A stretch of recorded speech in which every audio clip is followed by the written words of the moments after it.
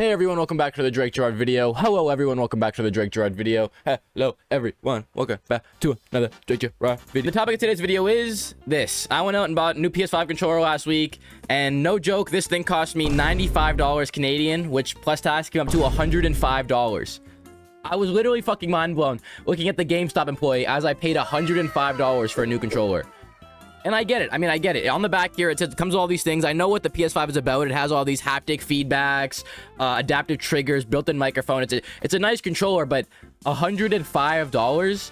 I looked it up. Apparently, it's like $80, $70 USA or whatever. Convert it how you want. But still, this is an expensive controller, and it's the same thing for every brand new console nowadays. The Xbox, Switch, anything that you want to buy a controller for, they come with all these gadgets and knickknacks, and I really am just wondering, is it worth it? And that question alone kicked off this entire video, where I really wanted to put this controller to the test and see if the money I paid for it was actually worth it, besides the fact that I just needed a new controller. All right, there we go. Crack open this thing. It's like a cake box. Y'all ain't ready. Y'all ain't ready. Voila! All right. Here we go. So this comes with just the controller, and there's gotta be a charger, right? Already off to a really bad start. Maybe it's just me. Maybe it's my naive ass. I have bought PS5 controllers before where it came with a charger. Maybe that's just totally me just assuming that. It's been a couple of years since I've had to buy a new controller for this console, but really, no charger for it, huh? So if you just didn't have one, it'd just be GG's. All right. Well, the controller's out the wrapping now, and oh my god. You know what? I can't lie. As someone who's just a controller nerd, overall, this color's good. I can't lie. I picked a good color. As someone who's only ever had, I have two white PS5 controllers and one black one. The black one's probably my favorite just because it's a 6 solid black, but this might be my new favorite, man. This is like a really nice blue. It kind of looks purplish when it's darker here, but like it looks like a nice solid blue on camera. Overall, it feels good. Definitely just a nice PS5 controller. Fucking... oh, the buttons are so fresh, dude. I'm actually so happy. You know what? Look, $105 is a lot of money, but I mean, I needed a new controller, so I'm happy with it already. But I need to really put it to the test, and we're gonna test out all these adaptive triggers and see how this really feels to the PS5. All right, so it said before I can use the controller on the console, it has to update. So we're just updating the DualSense wireless controller device software, whatever that means actually, over at PlayStation HQ, but. All right, we're officially in. We got the new controller on the PS5 here. I think all the controller settings should be on. We'll go check real quick. So if you want to make sure all your controller accessories are on, like the adaptive triggers, haptic feedback, and all that stuff, you're going to want to go into settings, go to accessories, controller general, and in here you're going to find vibration intensity, trigger effective intensity, brightness of color indicators, communication method, and all these other things that are going to help you with your controller accessories and all the shit that basically we're going to test out in this video today. Usually I have this all set to off, but it's obviously going to be all set to strong. We're going to test out, maybe we'll test out all 4 different things. We have the first game I want to test out with them is actually going to be The Last of Us Part 2. All right, so see, this is what I'm talking about here. As you see, when Joel aims down his gun, the reaction and the trigger is like a super slow pushback. I don't know if you guys can see that or feel that compared to regular, but there is just like a little reaction in the controller that you can feel on your thumb when you click down. That kind of makes you feel like you're zooming in a gun, and then I'm assuming if I shoot. There we go. All right, yep. There was definitely a response there on the right trigger as well. Not as hard of a one as there is in the left trigger. I don't know why zooming in causes such a hard reaction. Oh, God. There we go. Nice, nice. Yeah, still everything I do, picking up all these items, picking up everything, I'm getting a response here on this button, like just a small vibration. Is really weird, actually. It does feel unique, I can't lie, compared to all the older gen controllers and stuff. Like, I understand why this is the next generation of controllers, but still, to have it be so expensive for your the only optional controller you can use on the console is just, it just leaves a bad taste in my mouth for how expensive it is. But I do already, I can kind of feel feel where the budget's going. I don't know if it's locked in or less locked in, but it makes me feel something while playing for sure. Good guy on around this corner. Get ready. Come on, new controller. Walk up. There we go. Got him. All right, there we go. I felt a little... You feel vibrations for literally everything, especially here on the back. If you're gonna like hit someone, you hear like... There's so much going on. Okay, there we go. Yep. No, literally everything. I'm trying to... I don't know how you can... Dude, I thought I could capture vibrations for this video. I don't know what I thought would happen, but I'm trying to show you guys what's going on. But around these parts of the controller, there's just little vibrations everywhere. Yo, chill. Oh, I forgot Joel can't dodge. Joel can't dodge. bitch. No, no. Guys, this is unrelated to the controller, but Joe cannot dodge. No. Bitch. Oh my god. Go down. Okay, we are putting the new controller to work, obviously. Buttons are getting spammed. Things are getting hit. Shit's going down over here.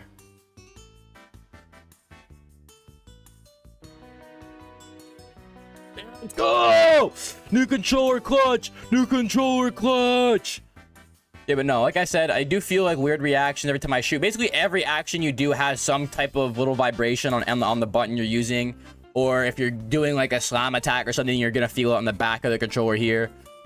It is pretty unique for this game. The Last of Us has a couple good iterations. The one last thing I want to try in this game before we try a different one is gonna be the bow and arrow. If I remember in The Last of Us Part 1, the bow and arrow had a really nice pullback, so I'm gonna see how that works in this game as well. But yeah, when you pull back the bow here, yeah, this was it. Look, when you pull back the bow, you feel like this insanely long pullback kind of the bow where you have to pull the, you know, as you're pulling the string, you're kind of pulling back this trigger. Oh shit. There we go. Oh shit, I got slow motion on too. That's crazy. Okay, but no, this is like one of the better guns where you really feel what the controller does, because it really makes you feel like you're just cocking back a bow right before you release all this tension, because you get a lot of vibrations as well. I don't know if you guys can hear that.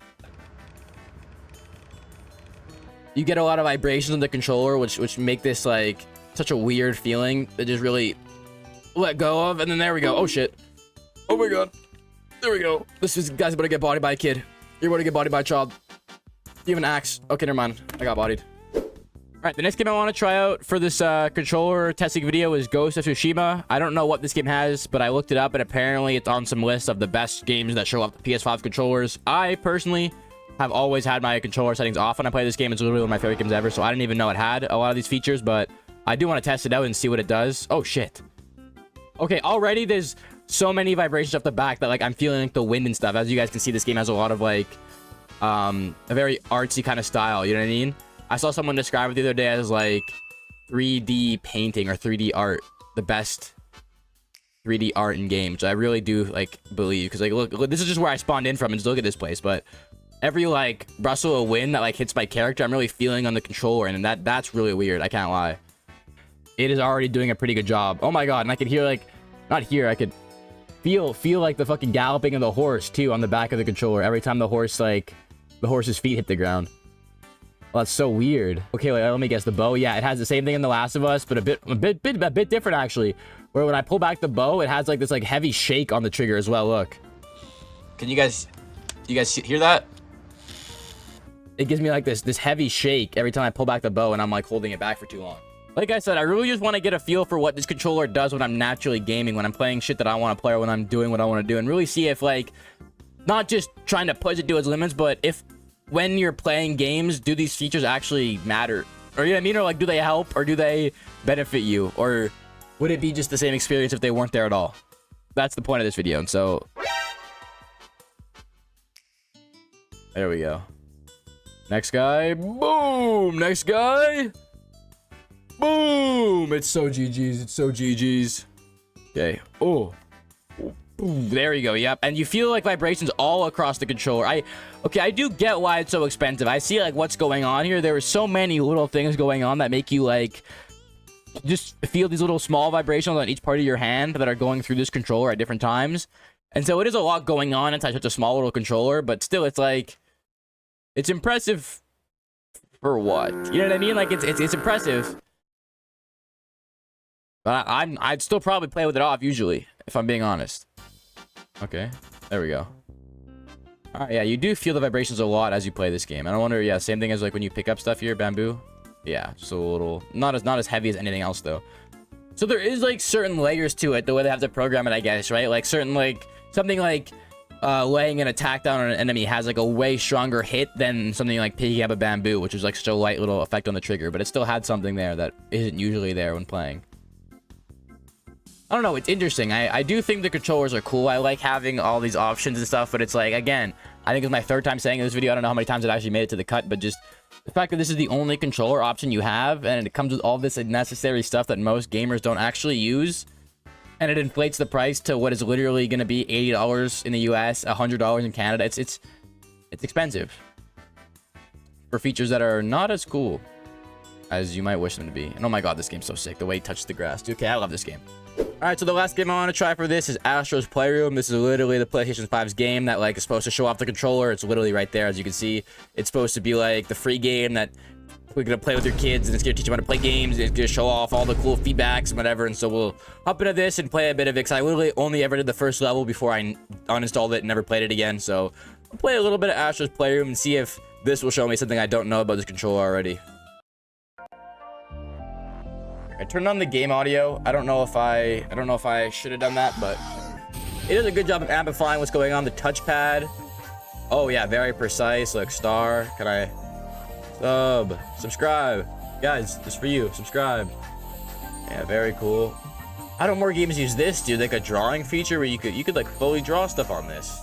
That's sick. Motion sensor. Motion sensor. Oh, okay, like the Joy-Con. Okay, yeah, this is like 1-2 switch ass feature, guys. It's like the Joy-Con ass feature. You can feel like my fingers can feel like little bouncing around all the little droids that are in there or whatever. And then the microphone, of course, which is muted right now, but hello, yeah, very cool. All right, yeah, that's the controller demo there. It's all the little features. Okay, that's neat. Again, that's everything though, right? There's nothing. So I basically didn't know everything that this controller has to offer. Like I said, I shouldn't be like upset about that, but it's like, again, an expensive controller and not just impress me.